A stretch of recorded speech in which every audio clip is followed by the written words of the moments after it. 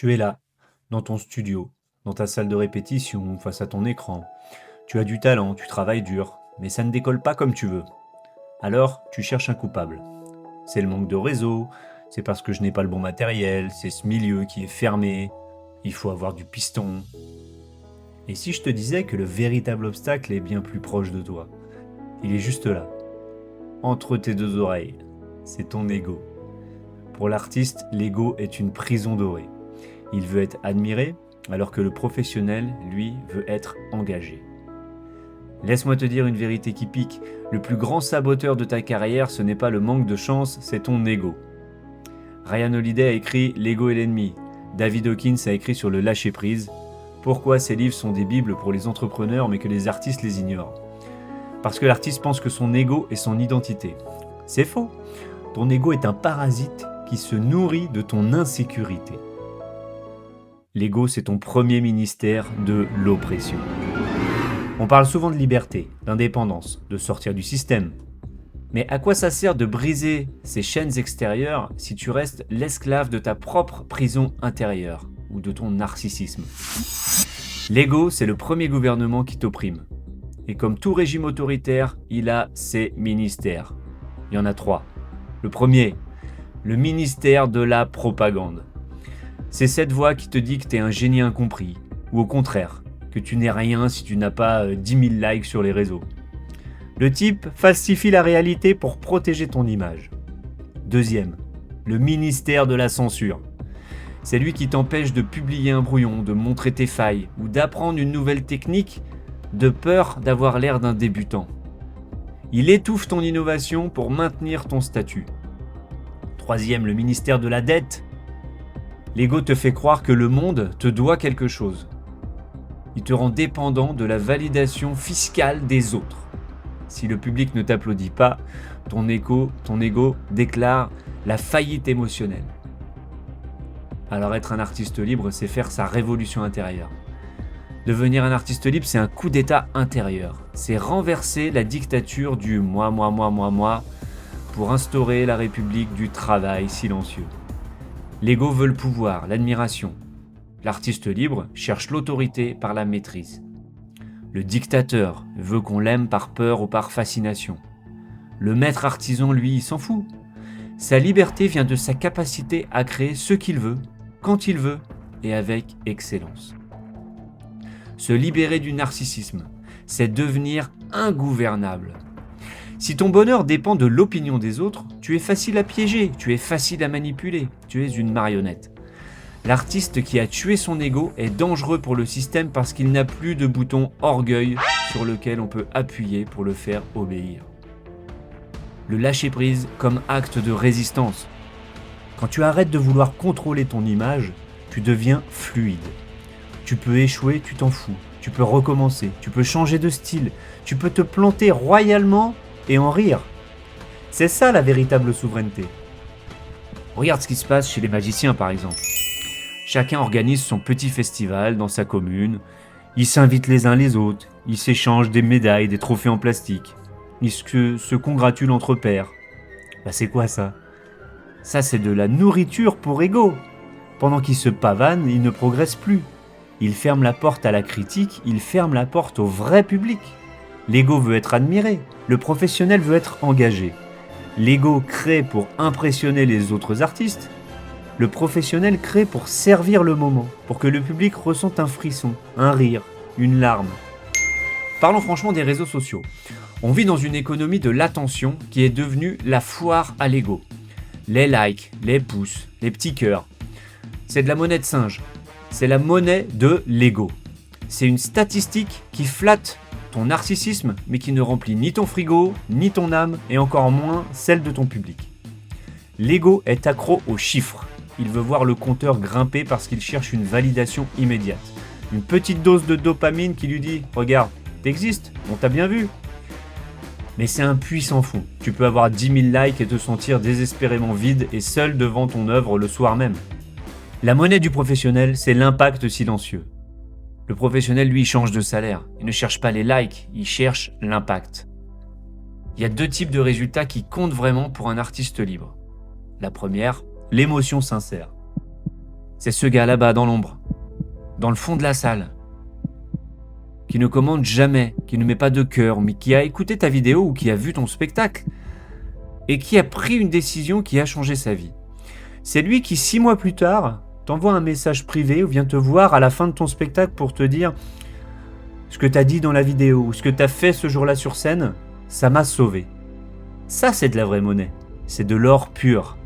Le deuxième type de résultat qui compte vraiment pour un artiste libre, ça peut paraître hypocrite, mais c'est le virement bancaire, tout simplement. Donc ne soyons pas hypocrites. L'artiste professionnel est engagé. Le virement, la somme d'argent qu'on t'a donnée, c'est la preuve concrète que ton travail a de la valeur. Pour qu'une personne, une entreprise ou une institution accepte de se séparer d'une partie de son argent, d'une partie de son énergie, pour soutenir ton énergie, ton travail, ça c'est un vrai signe. L'ego déteste le silence. Si personne ne réagit, il pense qu'il a échoué. Mais l'artiste libre sait que le silence n'est pas l'absence de résultats. Regarde bien, les gens qui consomment du contenu le plus transformateur sont souvent ceux qui likent le moins. Pourquoi ? Parce qu'ils sont trop occupés à réfléchir. Ils sont en train de digérer ce que tu viens de dire. Ils sont en train de l'appliquer dans leur studio, dans leur salle d'entraînement, dans leur vie. Et en spectacle, c'est parfois pareil. C'est pas celui qui va faire le plus de bruit dans le public, celui qui va applaudir le plus. C'est parfois celui qui regarde, qui est en train de réfléchir, qui est en train de comprendre ce que tu lui apportes. L'ego veut des applaudissements pendant la performance. Le professionnel veut que le public reparte transformé. Et quand il a fini, il remballe, calmement, sans chichi. Puis il repart en silence, sur une autre scène. Parlons de Charles Darwin. Il a travaillé sur la théorie de l'évolution pendant 20-30 ans avant de publier. Non mais imagine attendre 20-30 ans avant d'avoir le résultat de tout ton travail. Alors que maintenant, l'ego de certains aujourd'hui, c'est le type a une idée le matin, il veut un article dans la presse le soir. Darwin, lui, il savait qu'il s'il n'était pas prêt, il se moquait de l'approbation immédiate. Il voulait la vérité. Et personne lui disait « Charles, c'est génial ce que tu fais ». Et même si on lui disait ça, il s'en fout. Son moteur n'était pas son importance personnelle, mais l'importance de son sujet, de son travail. Autre exemple. On fait lire La case de l'oncle Tom aux enfants pour qu'ils comprennent la souffrance. C'est nécessaire, mais on oublie de leur donner leur remède. Le livre de Booker T. Washington, Up from Slavery. On devrait mettre ce livre entre les mains de tous les enfants parce qu'il t'apprend que peu importe d'où tu pars, même du point le plus bas de l'humanité, l'esclavage, pour Washington, l'ego est ton seul véritable geôlier. Booker T. Washington n'a pas attendu que le monde change pour devenir excellent. Il a utilisé l'excellence pour forcer le monde à changer de regard sur lui. Il ne s'est pas contenté de survivre à l'esclavage. Il est né un petit peu avant l'abolition, mais il a compris que pour être réellement libre, il fallait être indispensable. Son mindset est un électrochoc pour tout artiste qui attend qu'on lui donne sa chance. Il a gagné sa dignité par le travail. Cette anecdote est légendaire. Pour rentrer à l'école, on lui demande de balayer une salle. Washington, il ne se contente pas juste de balayer. Il balayait 3 fois la pièce. Il fait les poussières 4 fois. Les murs, les bancs, tout. Quand la prof arrive avec son mouchoir et qu'elle trouve pas un grain de poussière, elle dit « je suppose que vous ferez l'affaire ». Donc la leçon pour l'artiste, c'est ton ego te dit que balayer est au-dessous de toi, que tu mérites mieux. Mais la maîtrise te dit que la manière dont tu fais une petite chose définit la manière dont tu feras les grandes. L'ego veut l'apparence du savoir. La liberté veut la substance du savoir, l'autonomie. Ne cherche pas à paraître important ou conceptuel. Si tu ne maîtrises pas les bases de ton art, ça ne marchera pas. La liberté commence par une compétence que personne ne peut t'enlever. On peut t'enlever ton argent, on peut t'enlever ta maison, tu peux perdre tout ton pognon, mais tu ne peux pas perdre tes compétences. Washington disait « Je ne permettrai à aucun homme de réduire mon âme au point de me faire le haïr ». Il a compris que la colère et l'amertume sont les chaînes que l'ego s'impose à lui-même. En restant calme, poli et focalisé sur son excellence, il est devenu plus puissant que ceux qui voulaient l'écraser. Pourquoi c'est le mindset de l'artiste libre? Parce que Washington prouve que la souveraineté ne se demande pas. Elle s'exerce. Si tu es l'artiste qui travaille le plus dur, qui est le plus fiable, qui apporte le plus de valeur à son public, tu deviens ingouvernable. Tu n'as plus besoin de quémander une place à la table des puissants. Tu construis ta propre table. La bataille contre l'ego, l'entraînement, le travail, la répétition, c'est comme balayer le sol de ton studio. C'est pas parce que tu l'as balayé hier qu'il est propre aujourd'hui.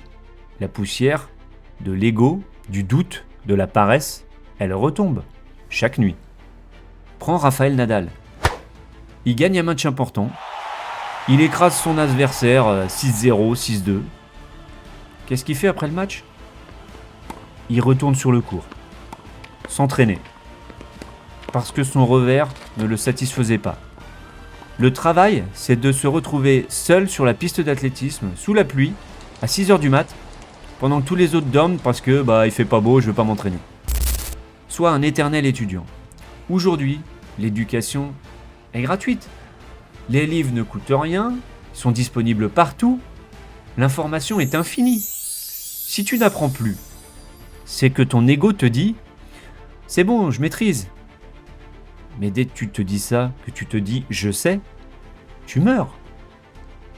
Apprends de ceux qui sont meilleurs que toi. Apprends de ceux qui t'ont battu. Apprends même de ceux que tu n'aimes pas. Il n'y a pas de cours de rattrapage humiliant, il n'y a que de la progression. Après l'ego, une fois que tu as fait le ménage, tu passes au service. David Hawkins nous apprend que quand on lâche l'ego, la vie devient fluide. Les synchronicités apparaissent. Pourquoi ? Parce que tu n'es plus en guerre. Tu ne cherches plus à prendre de la visibilité. Tu cherches à donner une expérience. Et ça, c'est un putain de paradoxe. Parce que c'est quand tu arrêtes de chercher la reconnaissance qu'elle finit par te trouver. C'est quand tu arrêtes de chercher la reconnaissance qu'elle finit par te trouver. Je te dis pas de ne plus rien faire. Il faut charbonner. Mais au début de ta carrière, tu joues pour le nom qui est sur le devant du maillot. Ton ego, ton image. Plus tard, si tu es bon, les gens se souviendront du nom qui est inscrit dans ton dos. Mais pour arriver là, tu dois être prêt à être personne, à travailler dans l'ombre, à exécuter avec excellence sans attendre de merci. Alors pour cette semaine, je te pose ce défi. Identifie une chose que tu fais uniquement pour ton ego. Briller, te vanter, paraître, je ne sais pas. Identifie cette chose. Arrête-la et remplace-la par 1 heure de travail silencieux, là où personne ne te voit, sans en parler. L'ego veut être admiré. Le professionnel veut être engagé. Balaye ton sol. On se voit dans la prochaine vidéo.